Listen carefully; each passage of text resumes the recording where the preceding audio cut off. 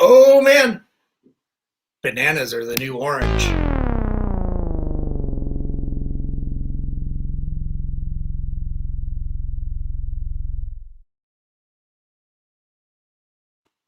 This is COFOH Live Undead. I am your host, Daniel Crozier, and I am joined by the amazing Scarah Damsel of the Doom. What?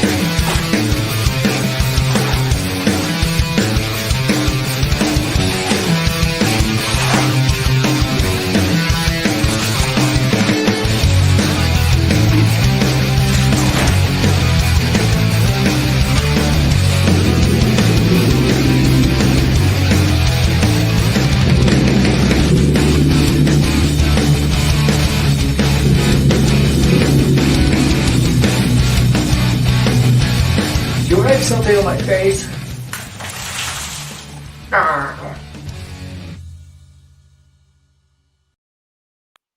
Scarah, how are you? I'm doing great. Thank you for having me, Daniel. Oh, thanks for coming on the show. It's such a pleasure to have you. I'm really interested in hearing all the amazing things you've got going on. You essentially are, doing like 3 or 4 different jobs, and they all coalesce into Scarah, Damsel of the Doom. Can you tell us a little bit about your background, where you came from, and how you became this immortal icon? Sure. Thanks for asking. So I'm a horror host, a Halloween enthusiast. I host a show on YouTube called Tub of Terror. It's on the Horror Web YouTube channel. And that's about, I take a bath and discuss horror movies. I don't really review them or, give them a rating or any of that. I don't really enjoy tearing down other people's art, but I do like talking about them and giving you little facts and tidbits. Oh, cool. I also do an interview show, Scarah's Witching Hour, on the Horror Web YouTube. And we have a film called The Witch's Bargain, our first horror short. It's currently doing its run in horror movie film festivals and various other film festivals. And it's doing well, racking up some awards. So we're very proud of that. But it's not available to the public just yet. You have to wait till the film fests are over. And I'm in a band called the Immortalz. That's Immortalz. Whenever I say I'm in a band called the Immortalz, that's with Immortals with a Z. People always think, oh, Zimmortals. I'm just kidding. But it's Immortals. And that's a horror pop punk band. And it's 3 vampires led by a witch. I don't know, Scarah. I started being Scarah about 3 years ago, I guess. With Horror Web. It's an interesting story. Where to start? How far back does it go? Well, it all started. I'm from a town called Lubbock, Texas, in West Texas. I live in Austin, Texas now. Cool. Nice. When I lived in Lubbock, I worked as a DJ at a radio station. I eventually moved to Austin. Years later, my boss from the radio station contacted me and told me I should meet up with his business partner, who also lives in Austin, because they had started a haunted theme park in Lubbock, Texas, and they were going to open one up in Austin as well. And cool. I jumped at that opportunity, and I met my good friend, Corey, who is the owner of Horror Web and Bat City Scaregrounds, which I'll tell you about. And together, he and I kind of, we started having an idea that I would do makeup for his new haunted house theme park. And then I told him, well, what if we did videos, makeup tutorials for haunted house makeup? And he thought that was a good idea. Cool. But somehow that never happened. He wanted me to start interviewing people in the horror community. And I jumped at that chance. I have a background in, journalism. So I said, okay. And I kind of bounced around on how I looked and what my character was for a while until I came up with this. I mean, I've always been Scarah, but I didn't always show people Scarah. So that's how it started about 3 years ago. It was just for me to do makeup at a haunted house that wasn't even open yet. and I met this man. Nice. That's the short of it. It's a very more to go, but let's get started there, I suppose. No, that's awesome. From that, playing around with kind of that the look and the character and stuff. Yeah, you're drawn on a wonderful tradition of like Vampira and Elvira. These horror hosts for films and whatnot. But you've always had a love for horror. It sounds like, right? Absolutely. I grew up. The first horror movie I ever saw was Night of the Living Dead, and I saw it at a very young age because George Romero didn't copyright that movie, and so they would the TV channels, all of them, didn't have to buy the rights, so they would show that movie constantly. I don't know if you remember that, but it was it always felt like it was on, especially during October. Right. And I had to be 7 maybe when I saw that movie. Oh wow. Just my brother and I stayed up late and went out there and watched it. Terrified me. I was so scared. I do think I peed the bed that night, so I did that. But I was so scared. But it's what started my love of horror. And I knew about Elvira since I was a little kid as well.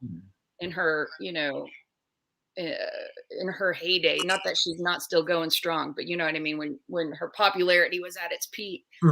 So she was an influence as well. I found out about Vampira later on, but not too much later on, because once your curiosity's peaked, you're gonna go after it. And then of course Vincent Price, and of course Morticia Addams as a dark lady in the comics strip and the movies and TV show, and all of even Lily Munster, just the characterization of these spooky ladies is definitely something that caught my attention early. Yeah, it's pretty intriguing. Yeah, there's so many different similarities, but somebody like Lily Munster and Morticia, just coming off of that comedic side for television and stuff. Right. You yourself, you mentioned that you were in a short film and you're doing all these hosting gigs. Do you ever find that you really have to be kind of on the fly, in the moment, doing all this hosting and changing all these hats? Oh gosh, you have to be flexible as a host. You have to definitely be able to be impromptu with things and go with the flow. And I've always been good at that, so that's great. Nice. But with the group I'm with Horror Web, there's a core group of us that do all these spooky things together. Definitely, I have to be flexible and willing to adapt, for sure. And that sometimes is a challenge, but I like a challenge, Yeah. Tell us a little bit about more about Horror Web. It sounds like you guys do a lot of online shows, a lot of interviews, and with your tub show, reviewing talking about movies. What's some of the more surprising stuff that you've had to contend with on that?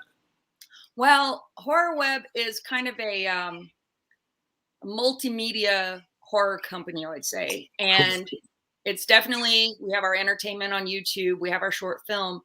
We've also produce live events that we host, and we, procure a cool roster of musicians and performers, and we'll have parties that way.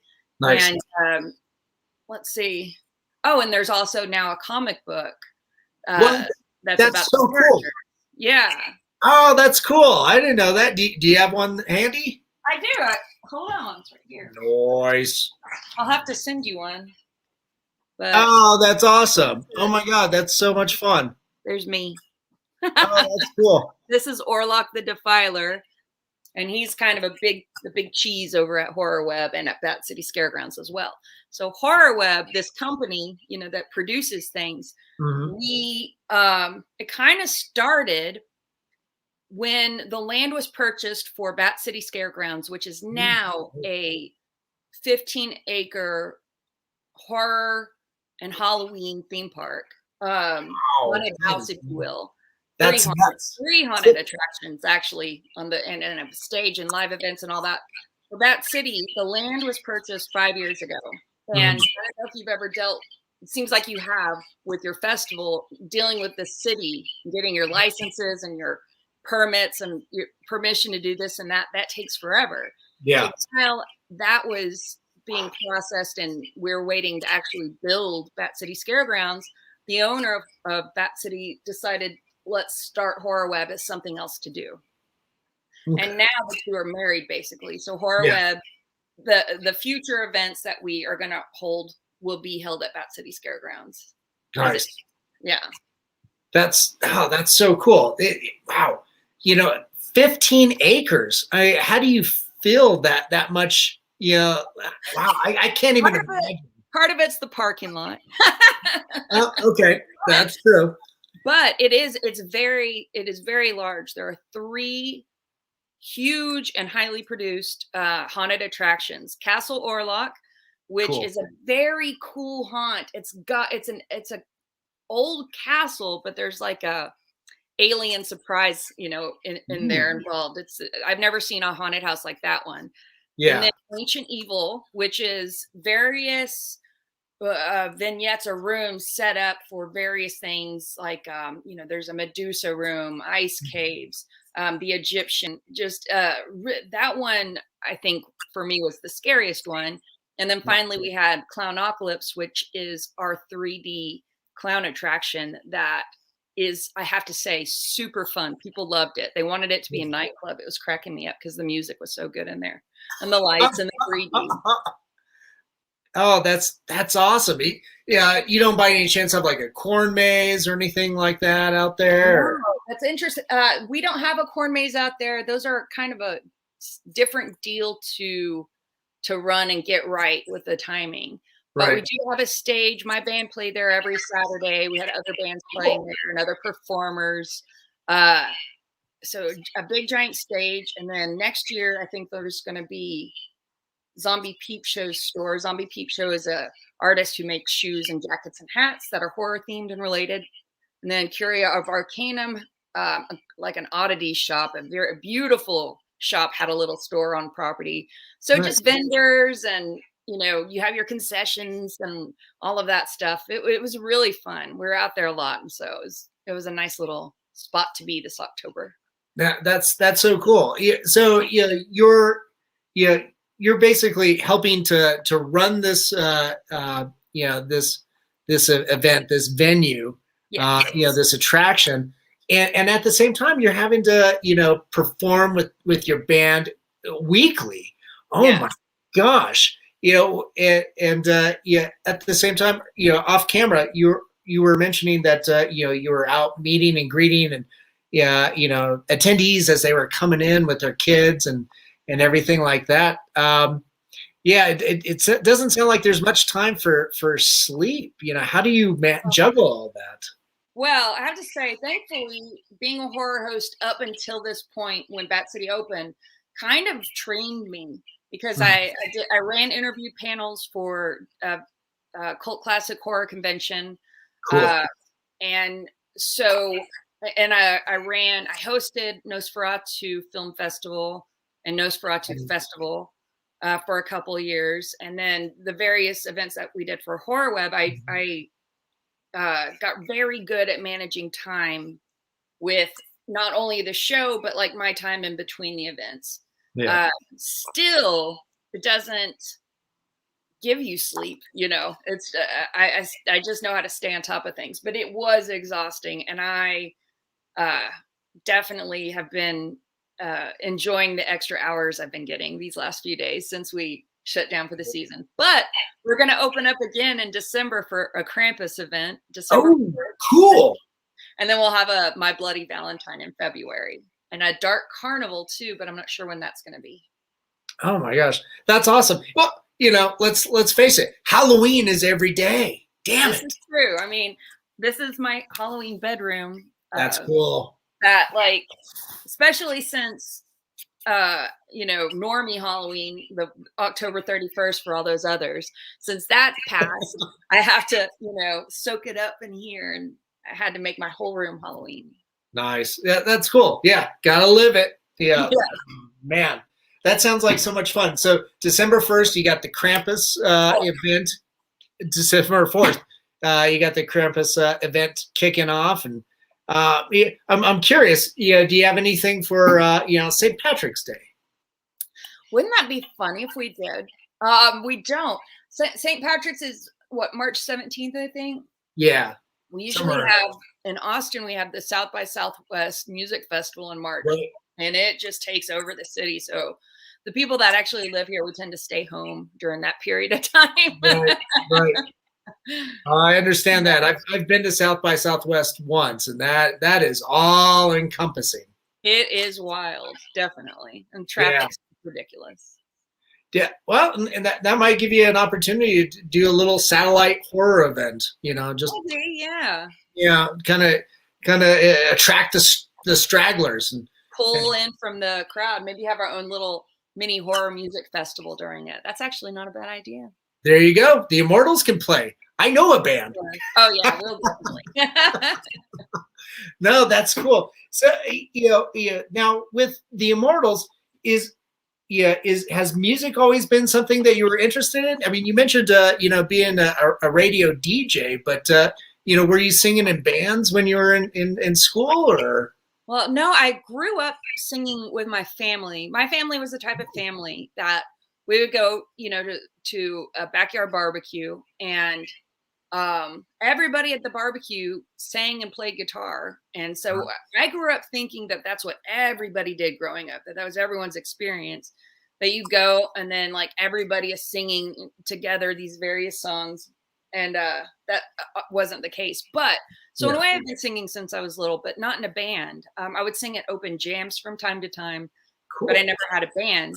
And somebody a few years ago had messaged me a cover of the Misfits song Halloween, but it was folk version. Oh, cool. And they said, hey, this would be a cool song for you to use in a video and like kind of dance around to.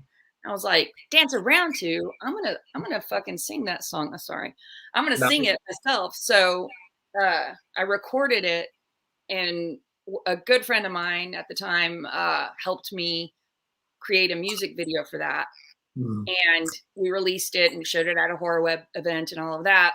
Well, my friend Corey, the one that owns Horror Web and Bat City Scare Grounds, he is an accomplished musician and has been for 20 years at least.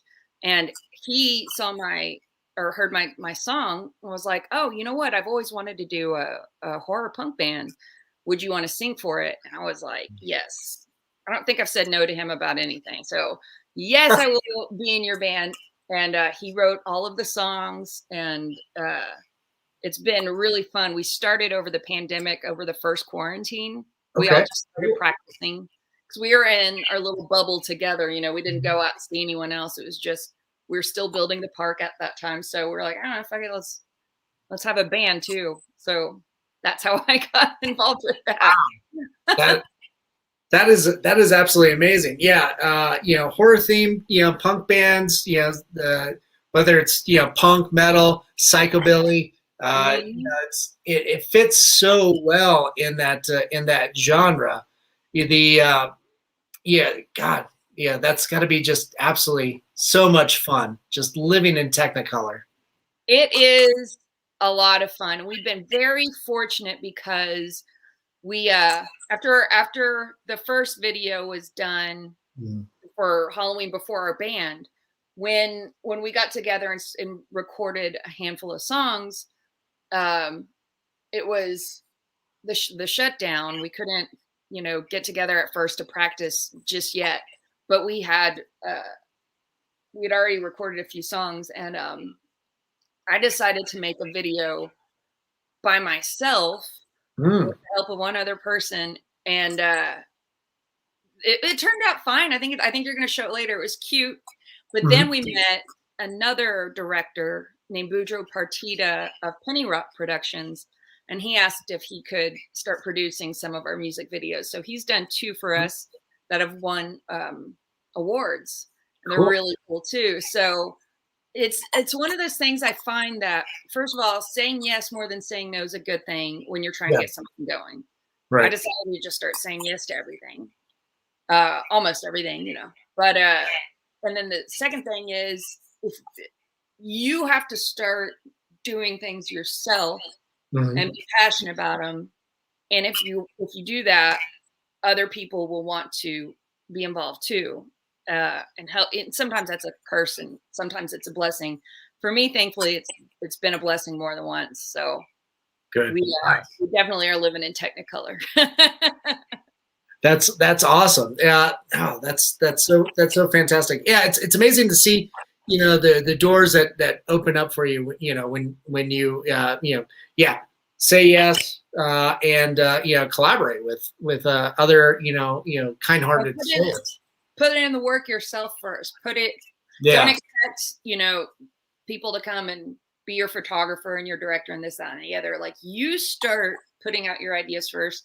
I started filming Tub of Terror by myself with my iPhone, and it was such poor production value and quality. But I, as a, you know, host, did a good job, and I liked what I was doing. And so that, you know, then we started developing the show, and it's getting better and better for sure. But I mean, you have to start doing it for yourself first, I think, and then other people will collaborate with you.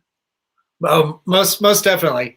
That's so cool. The you know, with you know, horror web too, like, yeah, are you looking to, you know, produce, other content, you know, different shows? You know, it seems like with the channel, you know, you're actually wanting to grow that into an actual, you know, network of sorts. Yeah, definitely. Horror web is now starting to lean into the area of a film production company, but we also want to keep the YouTube part of our world alive. And I've been talking with some of the team members about doing more little Scarah shorts for the YouTube channel. Cool. Just coming up with little ideas, little short videos that we can film, you know, and edit and put out there. I think those would be really fun. I love talking about movies, definitely, but I think little micro horror shorts would be, you know, just something great with guest directors and even maybe people that want to help write. Oh, I would love to do that. Yeah, that sounds like a lot of fun. You know, it'd be you know, fun to do little original skits, or, you know, something that plays off of horror tropes. And it's like, oh, there I go, I'm tripping and falling again. Yeah, that would be great too. That's a good idea. Any of those things.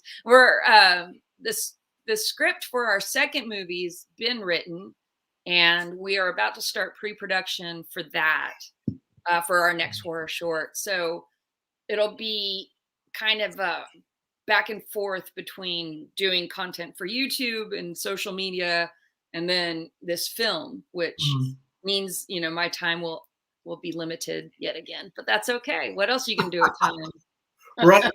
Well, and with that, now I haven't seen you know, the short that you guys have you know, put out yet, but you know, does that allow for you to, you know, be other characters than just you know, Scarah, or are you always? Well, for our movie, The Witch's Bargain, I am Scarah. It's about my quest for immortality, basically. Okay.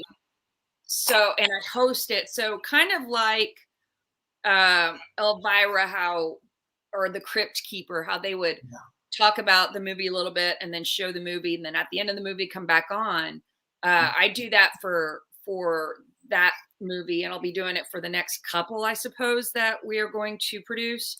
So I was the main actress for our first film, and I think I'm just hosting here on out. Now, I would love to play another character in the horror web movies, and dip my toes in it, but I'm not sure if that's going to happen or not. However, I do think I'll be in another horror short. I'm not sure if it's a short or a feature, but it's another independent horror movie coming out soon that should be set to film very, very soon. I'm still waiting on word when that's happening, but I'll be a different character for that. Oh, cool. That yeah, that sounds like fun. Oh man. Yeah, yeah, any you know, moving forward, any development in like feature film, or even with the YouTube channel, doing more long form? Long form on YouTube is an interesting deal. I'll Yeah. experiment with it. I think it just, I have to hit the right note to Mhm. do anything longer than 10 minutes on YouTube. Right. Right. People's attention span is getting shorter and shorter for sure, except with certain things like podcasts. People can listen to 3 hours of a podcast. Yeah. I think because they're doing other things usually Right. while they're listening to it. I wouldn't mind in the future getting into a podcast. One of my friends is an artist. His name is Dale Carroll of Short Fuse Studios. And he goes to all of the horror conventions and the Comic Cons and Cool. tattoo conventions, and he sells his art, which is phenomenal. He's done a few pieces for me, but all the horror icons, music icons. He's very talented. Dale Carroll. Well, he and I've been talking about maybe going to the conventions together and doing a little video show about that, interviewing other artists. Yeah. And whatnot. We're kind of talking about that. As far as the feature films go, I would always be willing to do more of that. That is definitely something that I've gotten to like a lot, is acting. Yeah. So more of that, please. Yes, let's put that out there. That's cool. And, what about, behind the cameras? It seems like, you're producing all this stuff anyway. You're probably doing the same behind the cameras. Yeah, I think on the next film, I will definitely have a huge role behind the camera. And this last time I helped a lot with I did a little bit of rewriting and help with logistics and wardrobe and things like that. Just anything I can get my hands into and help with for Horror Web and Bat City, I will. But Right. I'll be behind the camera more. Oh, that's cool. With that too, going back to Immortalz, let's go ahead and play the music video from Immortalz. This is My Pet Werewolf, and this is the first one that you guys produced, right?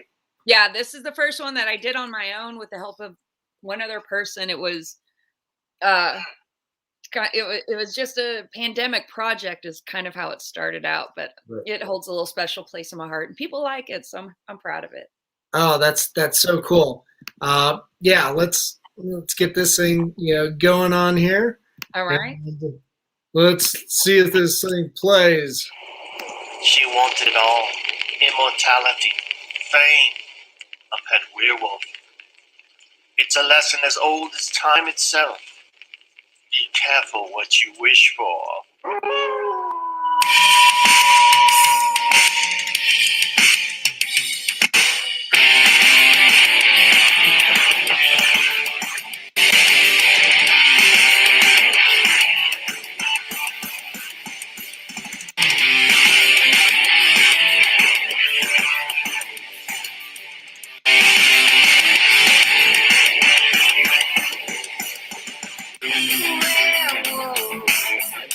Put your very heart in mine, undercover.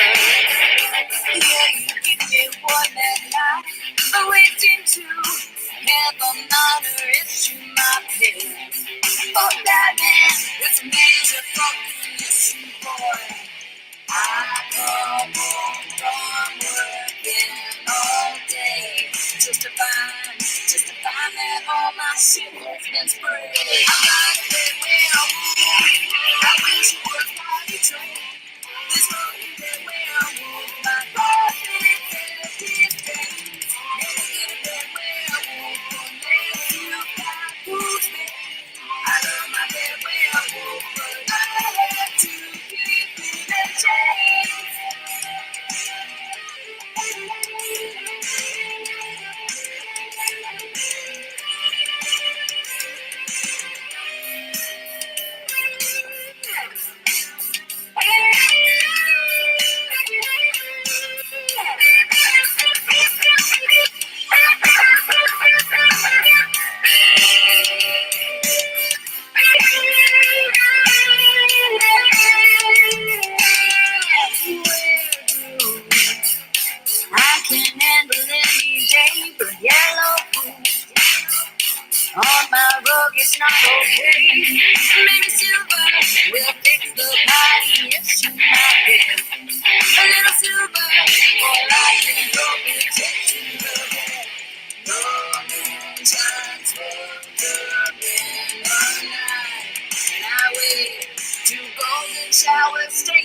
first line. I got a pet werewolf. I wish he was potty trained. This fucking pet werewolf, my carpets have piss stain. Never get a pet werewolf unless you've got wolf's bane. I love my pet werewolf, but I had to put him in. I got a pet werewolf. I wish he was potty trained. This fucking pet werewolf, my carpets have piss stain. Never get a pet werewolf unless you've got wolf's bane. I love my pet werewolf, but I had to put him in chains.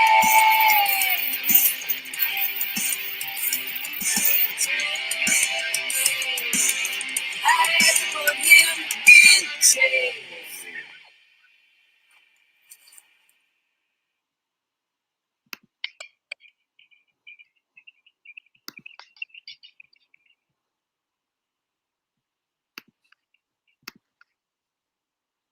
Oh, that is awesome. That was so much fun. I loved it. Yeah, for first time music video, that was outstanding. Thank you so much. Definitely, I had learned from my friend that did the one outside of the Immortalz, just the solo song. I learned some stuff from him, so that was definitely helpful. But I would encourage people to go check out the other two videos on the Horror Web YouTube channel. It's on the Immortalz playlist. We did a cover of Oingo Boingo's Dead Man's Party, but we kind of deconstructed the song and changed it. It's really cool. And then we also, the other one's for our song, It's Not a God, It's a Gourd. And that one's filmed at our Halloween theme park. So that's cool too. Oh, that's fantastic. Now, when you set out to write music, can you give us a little taste of what that process is like? Do you guys just kind of come up with the material together as a band, or just do you come up with the lyrics and like, hey, this is kind of what I'm thinking, guys, what do you think? Well, initially, when we all decided to form a band, the guitar player, the drummer, and the bass player, they were all in a band together beforehand. And so they just added me. So I had the privilege of being with a group of guys that have already musically been a family, for years. So they already knew their ins and outs of what they do.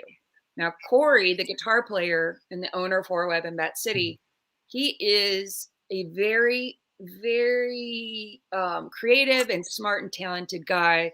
And I'm not joking. He wrote, I don't know if it 4, 5, 6 songs within a couple of days, just like bam, bam, bam, bam. So he would write them and he would record a scratch song where he was singing and just playing guitar, and he would send it out to all of us. And then, drums and bass came up with their part.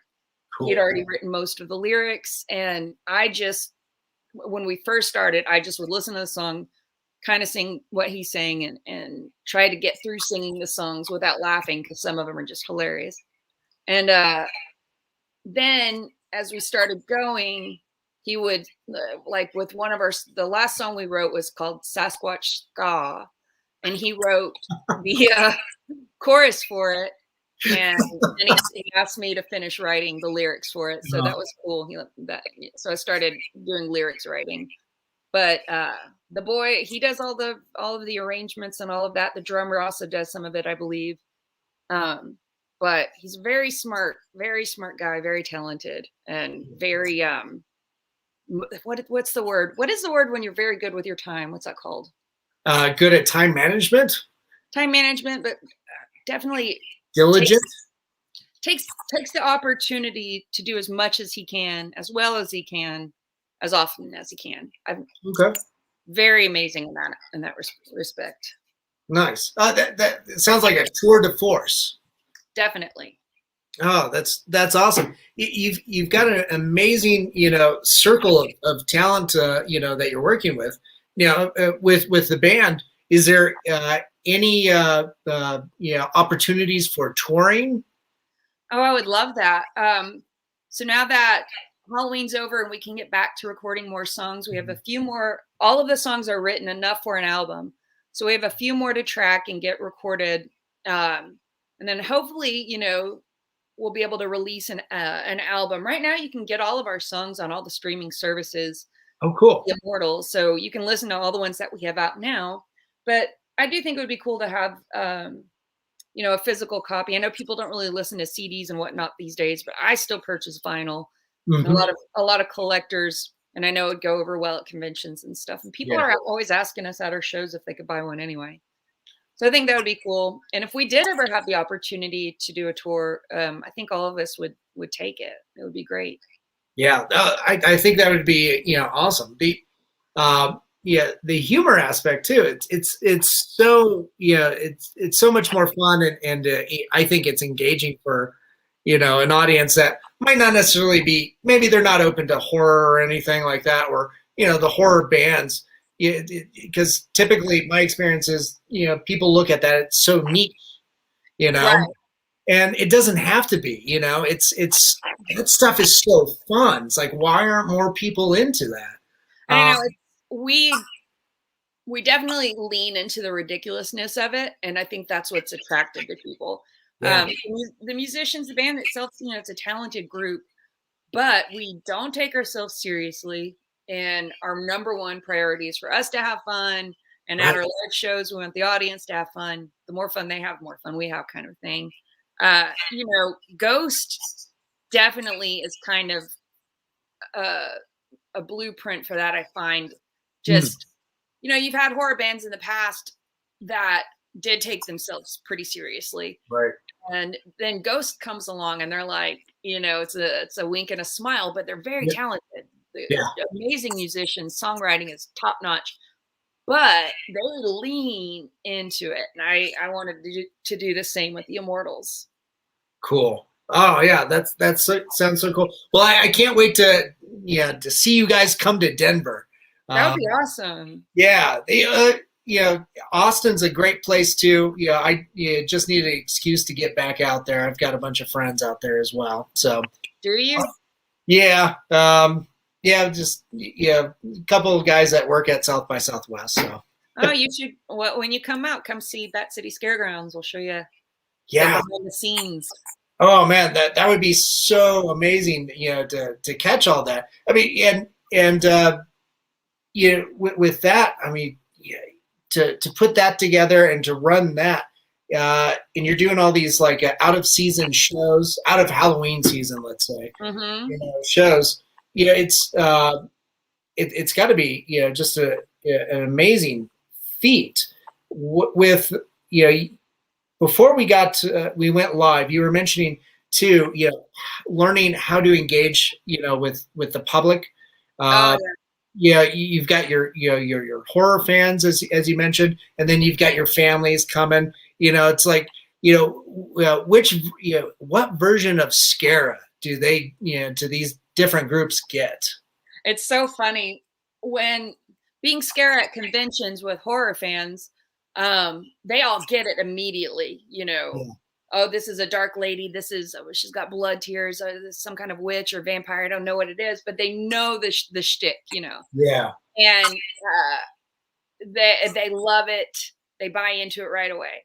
So what I discovered hosting the horror Halloween theme park is that regular folks go to enjoy that too during Halloween. They want to do something spooky once a year, Halloween, so they come to the theme park and we welcome them and we love them. But I did notice that if a woman and man comes in and they're together, I cannot address the man first. I cannot. If I do, the woman, she just goes dark. I have to address her first and give her all of the information. Maybe I can look at the husband, and smile and make him feel welcome too, but very briefly, and then back to the woman. And that's for there. There's a few exceptions to the rule, but just to kind of diffuse the threat that they feel might be there. There is absolutely no threat, but I mean, I'm aware of what's going on here. I'm very, very feminine. If I I look like a cartoon character, it's okay. I'm aware. Right. But I have to diffuse the woman before the bomb goes off in that situation. Yeah. Jeez. Yeah. And you probably have to do that, like, several times throughout the night. Oh, yeah. Constantly. night in, night out. Oh man. But still, that's part of the experience. That's kind of, that's got to be so much fun. Yeah, I'm always curious to hear, yeah, the blood, sweat, and tears that went into building these theme parks. And you mentioned 5 years ago or so, the property was bought, dealing with the city and all the logistics and stuff. You know, um, Even though it's Halloween and horror themed, that sounds logistically horrible. Right now, the owner had to deal with so much stress because of all of that. Yeah. It, it was amazing to see him come through with that. But we have this. I mean, I'm so lucky the group of people I surround myself with, and that allow me to be with them.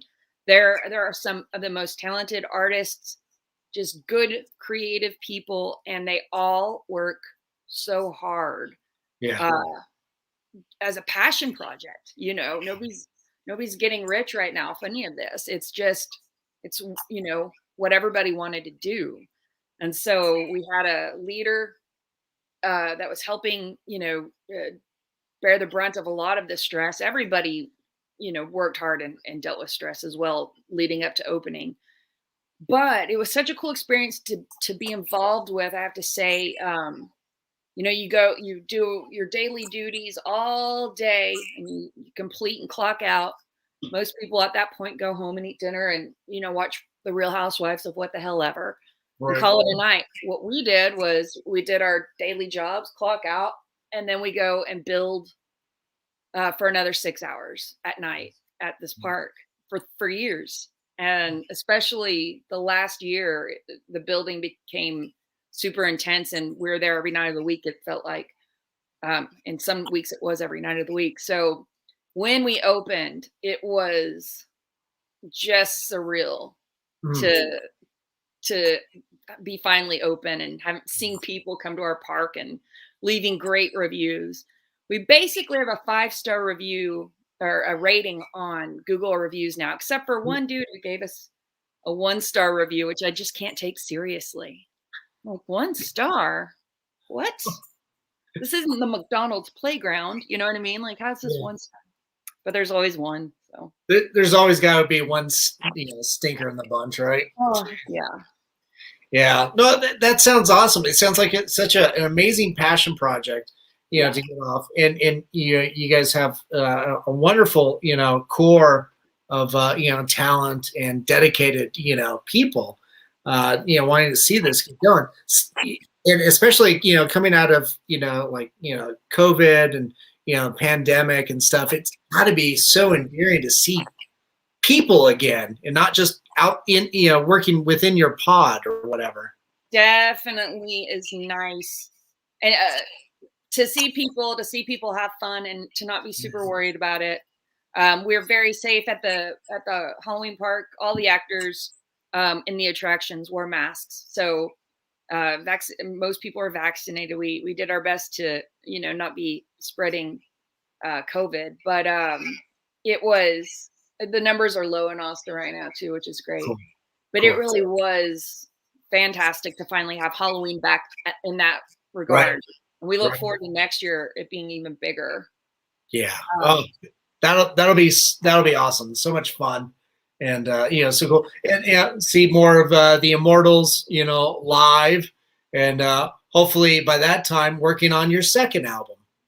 Oh, that would be great. That would really be cool. I wanted to mention before I forget, one of our other members, I briefly mentioned her. Her name's Kayla Stojek, and she is the artist and owner of Zombie Peep Show that does horror shoes, jackets, and hats. She's now partnered with Zach, who goes by Old Spooky Boy, and he does jackets. Chris Motionless from Motionless and White bought one of their jackets, and they've sold shoes and jackets to various other celebrities, have a huge following, and they do very well with their Etsy shop. They're going to have the second Rabbit in Red horror fashion show, probably out at Bat City Scare Grounds, I don't know if it's going to be this year or next year, but that's something else coming up. So not only is it music and movies and YouTube content of different events, we're also have a fashion world, you know, in the universe going on as well. I didn't want to leave that one out. Wow, that sounds amazing. Sounds like Bat City is actually a city. It kind of is. It kind of is. It's definitely a community. That doesn't have the same ring up, you know, if we were to call it that community. Although, I don't know, I kind of like that. A few extra syllables. Yeah. Doesn't quite roll as much as Bat City, but right. And Austin is referred to as the Bat City. We have a very large bat colony, you know, so it goes along with that. We wanted to basically, you know, Austin's called the Bat City. We decided we need to start acting like it and be spookier. You would think we would be, you know, known more as a spooky city. I know we're known for our music, right? But we also have a large horror community here that's become organized. I know it's because of Horror Web and the Austin Horror Society, some other people that Blood Over Texas, these other horror entities have all kind of gotten together over various things, and the horror community has really been organized in this city, and it's just going to keep growing. So I think Austin will be put on the map as a spooky like destination, you know. Yeah.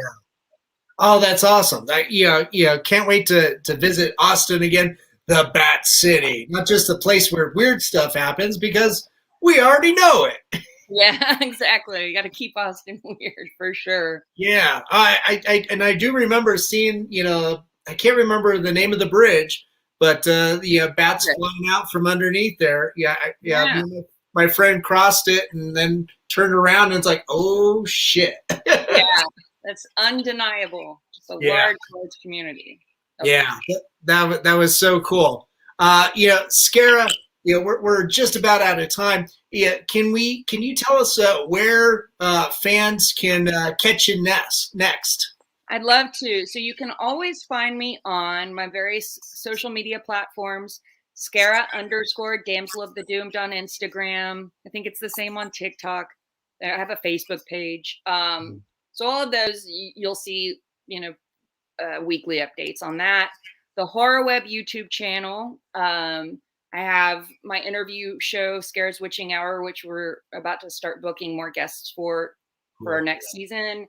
And then Tub of Terror has been on hiatus for a while so we could get through some film festivals and opening the theme park. But that's about to start filming again as well. So you'll see new videos on that. And hopefully some new little micro shorts that I'd like to write and produce and star in. Woo.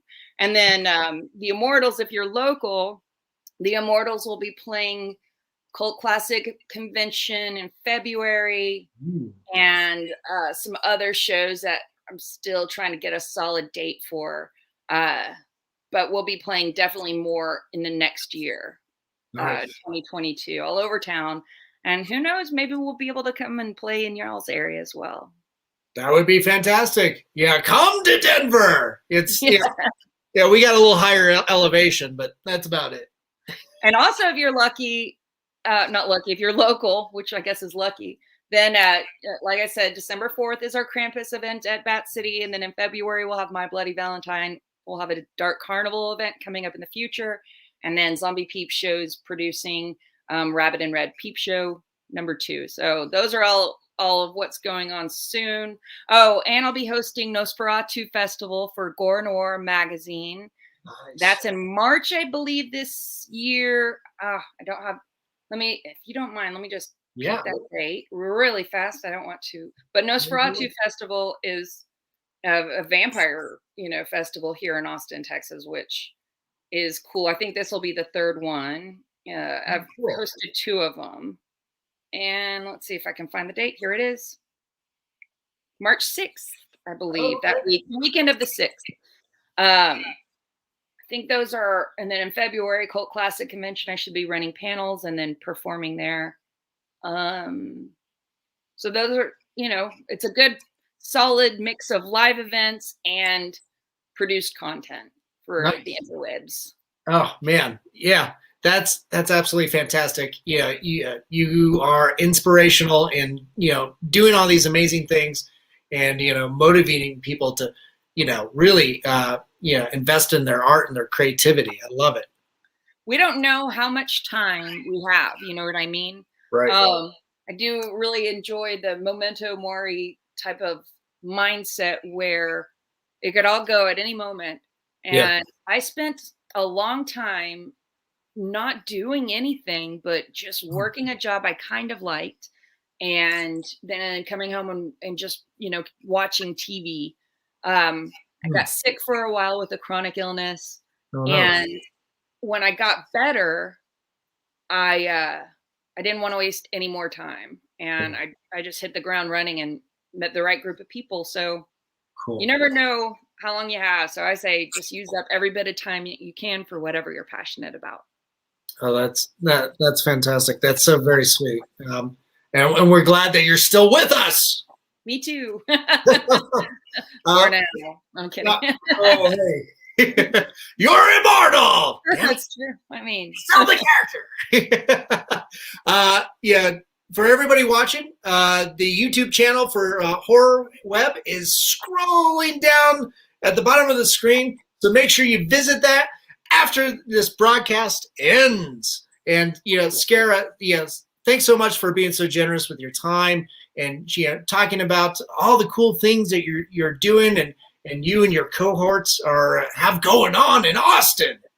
I really appreciate it, Daniel. It's been cool to sit here and talk to you about it, because I haven't even had a moment to think, because Halloween was so busy about everything that's coming up soon and what I want to do next. So talking to you about it and processing it through is kind of like therapy in a little way, but it's also now making me excited for what's to come. So I thank you for having me. Appreciate it. Oh, certainly. Well, we'll have to have you on next time, when the album comes out. Anytime. I'd love to. Yeah, anytime. Excellent. Cool. Yeah. Scarah, stick around for a few minutes. And again, thanks for your time and being on the show. And just wanted to say thanks to all our friends out there for supporting us. Mutiny Cafe. If you're gonna start a revolution, make sure you're caffeinated. And our friends at Hellfire Entertainment, thanks for rebroadcasting us on your social media. And of course, Groovy TV. We lost you last year, Groovy, but we carry on in your stead. And our friends at Alien Donut Films, our sponsors, in fact, Bill and Angela, thanks for putting up with my shenanigans. And of course, our producers, Stefan Santa Cruz and Amanda Armstrong, thanks for putting up with my shit. But of course, everybody out there, thanks for tuning in. Make sure to take care of each other and look out for each other during tough times. And remember, we love you, and have a good night, everybody.